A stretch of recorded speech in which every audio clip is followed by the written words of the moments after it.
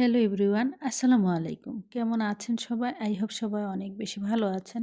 আলহামদুলিল্লাহ আমিও আমার পরিবার পরিজন নিয়ে ভালো আছি। এই তো প্রতিদিনের মতো আবার একটি নতুন ব্লগ নিয়ে এসেছি আপনাদের মাঝে। আশা করি আজকের ব্লগটা আপনাদের অনেক বেশি ভালো লাগবে। আজকে একটু ভিন্নভাবে আজকের ভিডিওটা সাজিয়েছি। যেহেতু রমজান মাস চলে এসেছে, সবাই কিন্তু কম বেশি রোজার প্রস্তুতি নিয়ে নিয়েছেন। তো আজকে আমি শেয়ার করব মধ্যবিত্ত পরিবারে বা সংসারে অল্প আয়ে অল্প খরচে পুরো রোজার মাসের ইফতারের আয়োজন। তো রমজানের প্রস্তুতি ২০২৬, তো সেগুলো নিয়ে আজকের ভিডিওটা আমি সাজিয়েছি। তো আশা করি ভিডিওটা আপনাদের অনেক বেশি ভালো লাগবে। তো আজকে এখানে ইফতারি আয়োজন মানে কিছু ইফতারি ফ্রোজেন করব, যার কারণে সব প্রিপারেশন কিছুটা সব কিছু আমি অফ ক্যামেরাতে কেটে কুটে ধুয়ে পরিষ্কার করে সব কিছু নিয়েছি। এখানে ধনেপাতা, কাঁচামরিচ, পেঁয়াজ, তারপরে চিকেন সিদ্ধ করে রেখেছি। তারপরে আবার দেখা গিয়েছে যে বুট, ছোলা বুট তারপরে যে উম পেঁয়াজুর যে ডাল সব কিছুই আমি রেডি করে নিয়েছি। তো এখানে চিকেন রোল তৈরি করব, যার কারণে এখানে সিটগুলা তৈরি করার জন্য এখানে বাসায় মানে ডোটা তৈরি করে নিয়েছি। অনেকে আছে বাহির থেকে সিট কিনে আনেন। তো আসলে দেখা গিয়েছে আমরা যেহেতু মধ্যবিত্ত আর অল্প আয়ের সংসার, দেখা গিয়েছে অল্প খরচে যেহেতু আমি আমার রোজার প্রস্তুতিগুলো নেব, তো বাহির থেকে আসলে টাকা খরচ করে আমি কোনো কিছুই কিনে আনবো না। বাসায় যা ছিল সেগুলো দিয়ে ঘরোয়া উপায়ে আমি সব কিছু রেডি করে নেব।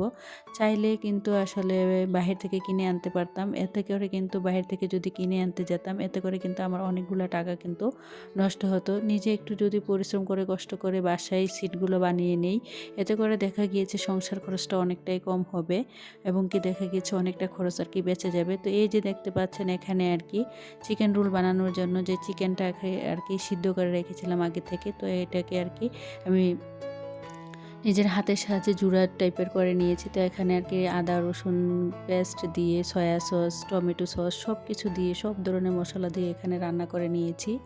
আর আগে হয়তো দেখতে পেয়েছেন যে নারকেল আর খেজুরের গুড় সিদ্ধ করেছি যে পুলি পিঠা বানানোর জন্য আর এখানে এই তো এখন কিন্তু আমি কিছুটা চিকেন এখানে মানে ব্লেন্ড করে নিয়েছি। তো যেহেতু চিকেন কাবাব বানাবো, তো যার কারণে দেখা গেছে আলুটাও আমি অফ ক্যামেরাতে সিদ্ধ করে হাতের সাহায্যে ভালোভাবে ম্যাশ করে নিয়েছি। তো কাবাব বানানোর জন্য এখানে চিকেনের সাথে আলু, তারপরে ধনেপাতা, কাঁচামরিচ, পেঁয়াজ কুচি, পেঁয়াজ বেরেস্তা এবং সব ধরনের মশলা আমার বাসায় যা যা মশলা আছে, আমি কিন্তু কোনো কিছুই কিনে আনিনি। হলুদ লবণ থেকে শুরু করে হালকা জিরা গুঁড়া বা গোলমরিচের গুঁড়া বা একটা চাট মশলা আমার বাসায় বানানো আছে, এগুলা দিয়ে এখন কাবাবের জন্য মানে ডোটা তৈরি করে নেব। আসলে অনেকে দেখেছি যে ম্যাজিক মশলা এখানে ব্যবহার করে। তো আমি অল্প খরচে নিজেই তৈরি করব। তো এজন্য আমার বাসায় যত ধরনের মশলা ছিল সব ধরনের মশলা থেকে একটু একটু করে দিয়েছি। এখানে গোলমরিচের গুঁড়োও দিয়েছি। তো এখন এগুলাকে হাতে মাখিয়ে একটা ডো তৈরি করে নেব কাবাবের জন্য। কাবাবও বানাবো, আবার দেখা গিয়েছে ডোনাট বানাবো তো যার কারণে এখানে মাখিয়ে নিচ্ছি।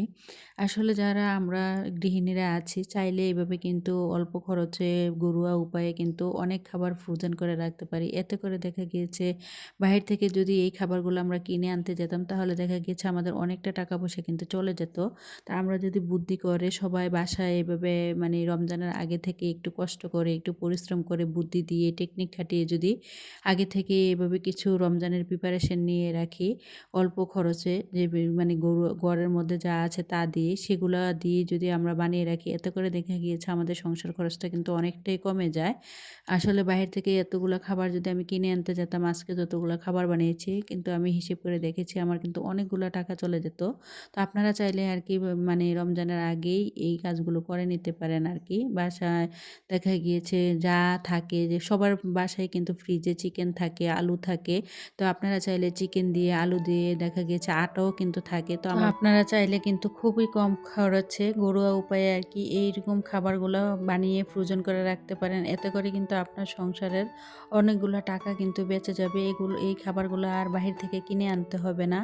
আসলে আমরা শুধুমাত্র যত্নে দিয়ে গিয়ে যদি একটু কষ্ট করে পরিশ্রম করে বুদ্ধি করে রমজানের আগে থেকে কিছু প্রিপারেশন নিয়ে রাখি, দেখা গিয়েছে রমজান মাস কিন্তু শান্তির মাস, ইবাদতের মাস, তখন কিন্তু প্রাণ ভরে আল্লাহর ইবাদত বন্দেগী করতে পারবো। আবার অন্য দিক দিয়ে কিন্তু আমাদের সংসার খরচের অনেকগুলো টাকাও কিন্তু বেঁচে যাবে। তো যেহেতু আমরা মধ্যবিত্ত অল্প আয়ের সংসার, আমাদের মধ্যে অনেকেই আছে অনেকের হাজব্যান্ডের খুব অল্প টাকায় ইনকাম, তো অল্প টাকায় ইনকাম দিয়ে সে কিভাবে সে তার সংসারটাকে খুব সুন্দরভাবে ম্যানেজ করবে, সেগুলো করতে হলে অবশ্যই আগে থেকে আমরা যদি এই কাজগুলো করে রাখি বা বাসায় যদি রমজান উপলক্ষে কিছু ইফতারি আইটেম আগে থেকে ফ্রোজেন করে রাখি, এতে করে দেখা গিয়েছে আমাদের সংসারে কিন্তু অনেকটাই সংসার খরচ কমে যাবে। এতে করে কিন্তু চাইলে আমরা অনেকটা টাকা পয়সা কিন্তু আসলে সেভিংও করতে পারি। হয়তো দেখতে পেয়েছেন আমি যে অনেকগুলো চিকেন রোল বানিয়েছি, তার জন্য কিন্তু এই সিটগুলো কিন্তু আমি বাসায় নিজের হাতেই বানিয়েছি। আর এখন যে পুলি পিঠা বানানোর জন্য যে সিট মানে রুটিগুলো, এগুলো কিন্তু আমি নিজের হাতেই বাসায় বানিয়েছি। হয়তো এগুলো বানাতে আমার একটু কষ্ট হয়েছে, পরিশ্রম হয়েছে, তাতে কি হয়েছে, অল্প আয়ে সুখে থাকতে হলে আমাদেরকে অবশ্যই একটু পরিশ্রম আর ধৈর্য বুদ্ধি দিয়েই কিন্তু সংসারটাকে চালাতে হয় বা কষ্ট করে কাজগুলো করতে হয়।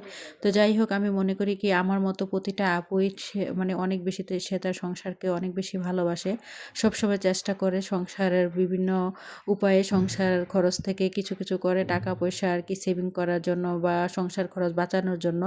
তো আর কি চাইলে আপনারা কিন্তু মানে এরকম রমজান আসার আগেই কিছু খাবার বানিয়ে ফ্রোজেন করে রাখতে পারেন। এতে করে কিন্তু দেখা গিয়েছে আপনার বাচ্চাদের জন্য অনেক বেশি ভালো হবে। রমজানের মধ্যে কিন্তু আমাদের অনেকের বাচ্চাদের স্কুল কিন্তু খোলা থাকে। তো স্কুল খোলা থাকলে দেখা গিয়েছে তখন তো আর আমরা রান্না করি না বা সকালে নাস্তাটাও রেডি করি না বা বানাই না, যেহেতু সবাই রোজা থাকি। তো চাইলে কিন্তু এই খাবারগুলো যদি আমরা ফ্রোজেন করে রাখি, তো যখন বাচ্চারা স্কুলে যাবে ঠিক আগ মুহূর্তে যদি আমরা এগুলো নামিয়ে একটু ভেজে দিই, দেখা গিয়েছে বাহির থেকে যে একটা টিফিনের ব্যাপার থাকে ওইটা আর কিনে খেতে হয় না। তো দেখা গিয়েছে এতে করেও কিন্তু বাচ্চাদের মানে এই খাবারটা কিন্তু ঘরোয়া উপায়ে যে আমরা যেই খাবারগুলো বানাই এগুলো কিন্তু আমাদের বাচ্চাদের শরীরের জন্য অনেক বেশি উপকারী। অন্যদিক দিয়ে যেমন মানে একদিক দিয়ে বাচ্চাটা কিন্তু একটা পুষ্টিকর খাবারও পেলো, আবার অন্য দিক দিয়ে কিন্তু আমার সংসারে অনেকগুলো টাকাও কিন্তু বেঁচে গেল। তো আমরা চাইলে কিন্তু রমজানের আগে মানে যারা মধ্যবিত্ত আছি একটু কষ্ট করে পরিশ্রম করে এই খাবারগুলো বানিয়ে রাখতে পারি। তো যাই হোক, আপনাদের সাথে কথা বলতে বলতে কিন্তু আমি এখানে চিকেন রোল বানিয়ে নিয়েছি, পুলি পিঠা বানিয়ে নিয়েছি, তারপরে আবার এখানে কিন্তু অনেকগুলা কাবাব বানিয়েছি আর এখানে কিছুটা ডোনাটও বানিয়ে নিচ্ছি। তো আসলে চাইলে তো আর সব কিছু আর আপনাদের মাঝে শেয়ার করা যায় না, কারণ আমি যদি এতগুলো কাজ আপনাদের মাঝে শেয়ার করতে যেতাম দেখা গিয়েছে 2 থেকে 3 ঘন্টার একটা ভিডিও হয়ে যেত। আর অনেক আপুরা আছে এত লং ভিডিও দেখতে চান না। তো আসলে আপুদের উদ্দেশ্যে বলছি, তো প্লিজ কেউ ভিডিওটা স্কিপ করে দেখবেন না। তো যাই হোক, এদিক দিয়ে কিন্তু সবগুলা ফ্রোজেন আইটেম আমার বানানো মানে একদম রেডি। তো এখন কিন্তু এগুলো আমি ফ্রিজে রেখে দেবো একটু ডিপ হওয়ার জন্য। তো ভিডিওর এই পর্যায়ে এসে যে সকল প্রিয় মিষ্টি আপুরা আমার ভিডিওটিতে একটি লাইক দিতে ভুলে গিয়েছেন, প্লিজ একটা লাইক দিয়ে দিবেন, কারণ আপনাদের একটা লাইকই পারে আমার ভিডিওটা আরও অনেকের কাছে পৌঁছে দিতে। আর আপনার একটা লাইক কিন্তু আমার কাছে অনেক বেশি মূল্যবান। তো যাই হোক, এদিক দিয়ে কিন্তু সবগুলো খাবার আমার বানানো শেষ। এখন কিন্তু আর কি আমি ফ্রিজের মধ্যে রেখে দেবো, তারপরে যখন এগুলা আইস হয়ে যাবে তখন আর কি আমি নামিয়ে বক্সে বড় বড় রেখে দেবো আর কি। আমরা যেহেতু বাঙালি, আমরা কিন্তু দেখা গিয়েছে মুড়ি মাখা না হলে কিন্তু কোনোভাবেই রমজানটা জমে না। আর মুড়ি মাখার যে প্রধান উপকরণ সেটা হচ্ছে ছোলা বুট বা কাবলি বুট একসাথে মিক্সিং করে আর কি সিদ্ধ করে রাখা। আর এখানে দেখা গিয়েছে পেঁয়াজের জন্য আর কি ডাল ভিজিয়ে রেখেছিলাম, আর ছোলা আর কাবলি মিলিয়ে আর কি রেখেছিলাম।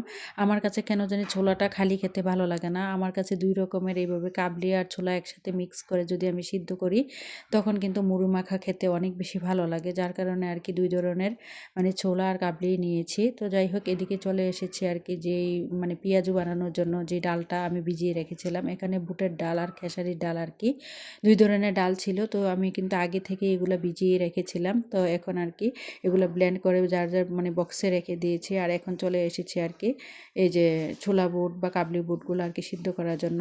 আমার অনেক আপুরাই কিন্তু আগে থেকে ভিডিও দিয়ে দিয়েছেন রমজানের পুরো প্রস্তুতি। আমার কিন্তু কালকে ভিডিও দেওয়ার কথা ছিল, কিন্তু কি বলবো, আজ 3 দিন যাবৎ আমাদের বাসায় এত বেশি লোডশেডিং হচ্ছে, কি বলবো আপুরা, 10 মিনিট পরে পরে কারেন্ট যায় আর আসে, সারাদিন কারেন্ট থাকে না। এমনও সময় জানেন সকাল 11টার দিকে কারেন্ট যায়, মাগরিবের সময় কারেন্ট আসে। তো ওই মুহূর্তে কি আসলে কোনো কিছু ভিডিও করা যায়? না ভিডিও করা যায়, না ভিডিও এডিট করতে পারি, কোনো কিছু করতে পারি না। আমার ভিডিওতে কিন্তু আজকে কিছুটা অংশ দেখা গিয়েছে আমি মানে কারেন্টের থাকার সময় আর কি করেছিলাম। আবার কিছু কিছু অংশ যখন আমি ফ্রোজেন আইটেমগুলো বানিয়েছিলাম তখন কিন্তু একদমই আমাদের বাসায় কোনো প্রকার কারেন্ট ছিল না আর কি। তো যাই হোক, এদিকে আর কি এই যে বুদ্ধি করে এখানে ছোলা বুটগুলো কিন্তু আমি প্রায় 5 ঘন্টা ভিজিয়ে রেখেছিলাম। এতে করে দেখা গিয়েছে ছোলা বুটটা একদম নরম হয়ে আছে, আর এতে একসাথেই কিন্তু কিছুটা আলুও একসাথে দিয়ে দিয়েছি। এতে করে দেখা গিয়েছে আমরা যদি প্রেসার কুকারে ছোলা বুটটা সিদ্ধ করি, দেখা গিয়েছে আপনার সংসারে বা আমার সংসারে গ্যাস খরচটা কিন্তু অনেকটাই কম হয়। আর একসাথে আলুটাও দিয়ে দিয়েছি। আলুটা যদি আমি আলাদাভাবে সিদ্ধ করতে যেতাম, এতে করে কিন্তু আমার সংসার খরচটা অনেকটা বেড়ে যেত। কারণ কি, দেখা গিয়েছে গ্যাসটাও কিন্তু আমার ডাবল খরচ হতো। তো এখানে কিন্তু আমরা গৃহিণীরা চাইলে বুদ্ধি করে এভাবে করেই কিন্তু আমাদের সংসার খরচটা মানে কমিয়ে অল্প আয়ের সংসারে কিন্তু এভাবে করে রমজানের প্রস্তুতিগুলো নিয়ে নিতে পারি।